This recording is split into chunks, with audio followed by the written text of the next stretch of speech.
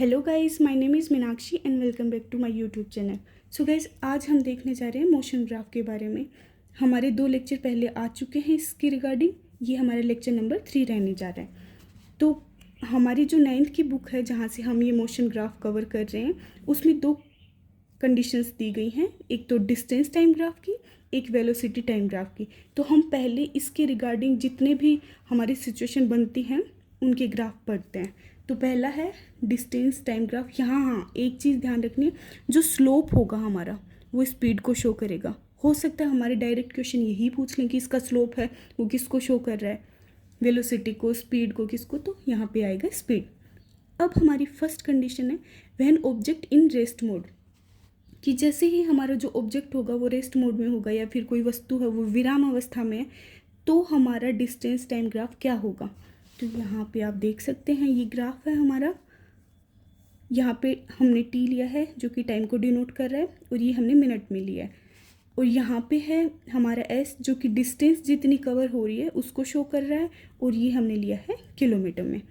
आप मीटर पर सेकंड में भी ले सकते हो, किलोमीटर पर आवर में भी ले सकते हो, ये हमने समझने के लिए लिखा है।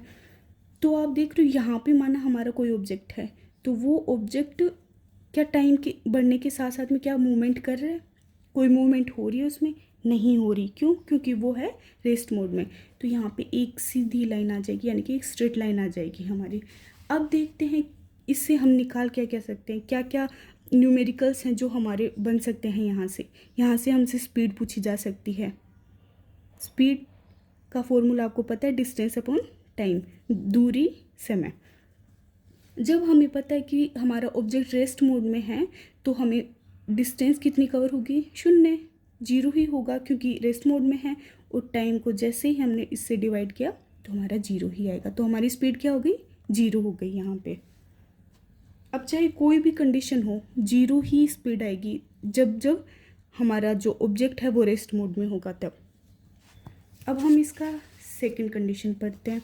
सेकंड है यूनिफॉर्म मोशन, यानी कि एक समान चाल से गतिमान कोई वस्तु है, उसका हम पढ़ रहे हैं डिस्टेंस टाइम ग्राफ, दूरी समय ग्राफ। अब यहाँ पे देखो, मैंने ये समझाने के लिए करा है आपको।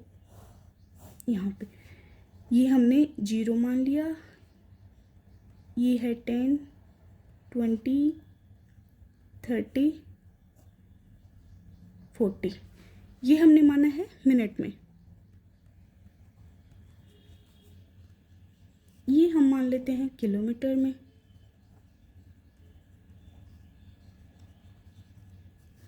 ये अगेन हमारा एस है, यानी कि जो डिस्टेंस कवर हो रही है इन किलोमीटर। यहाँ पे टाइम है मिनट में।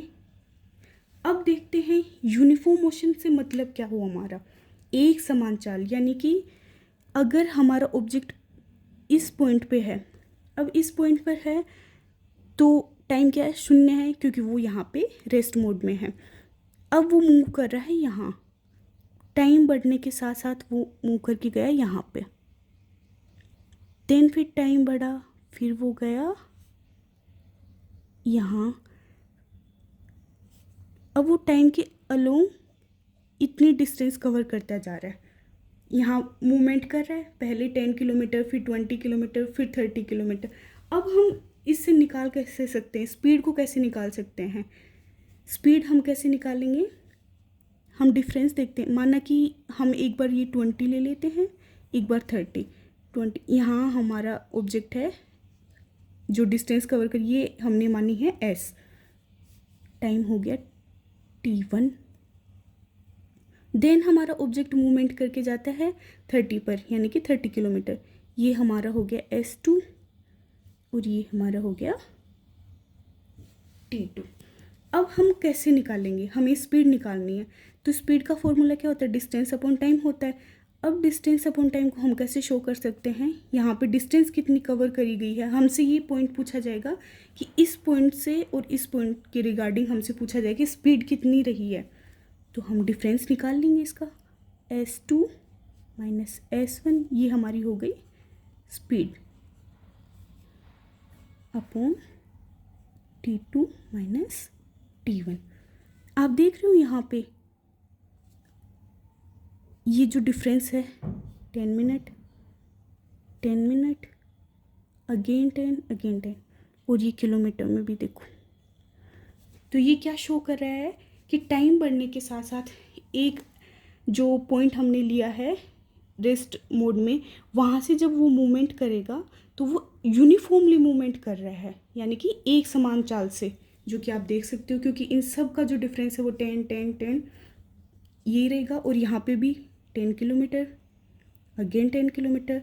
तो एक जो प्रॉपर टाइम है हमारा, टाइम के साथ, यानी कि हर 10 मिनट के अंदर हम देखेंगे, हर 10 मिनट के अंदर वो 10 किलोमीटर की डिस्टेंस को कवर कर रहा है।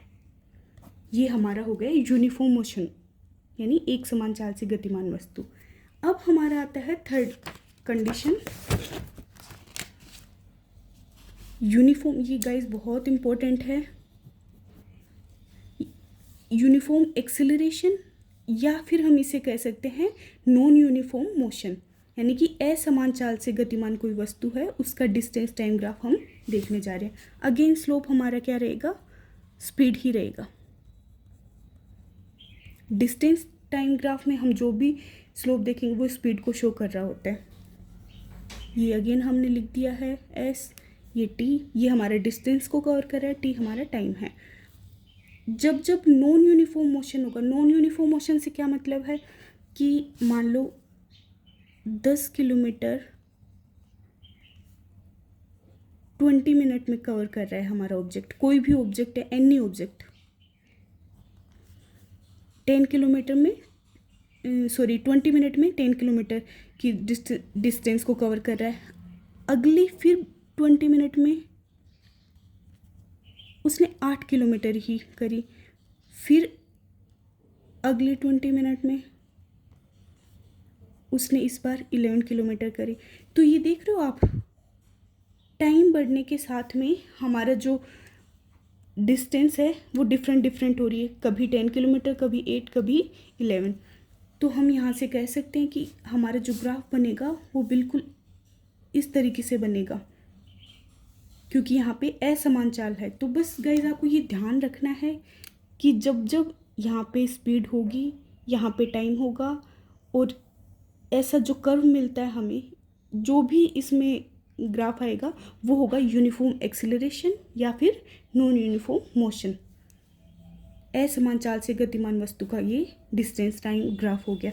अब यहाँ से स्पीड निकालते हैं, तो हम स्पीड निकाल सकते हैं, अगेन वही distance covered by object upon time,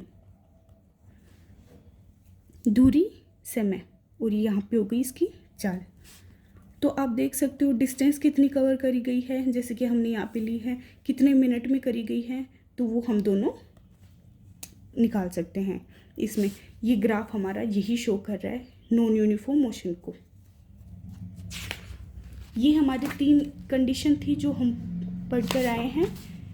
first हमारी ये है, then second, and then third. अब हम पढ़ते हैं वेलोसिटी टाइम ग्राफ के बारे में।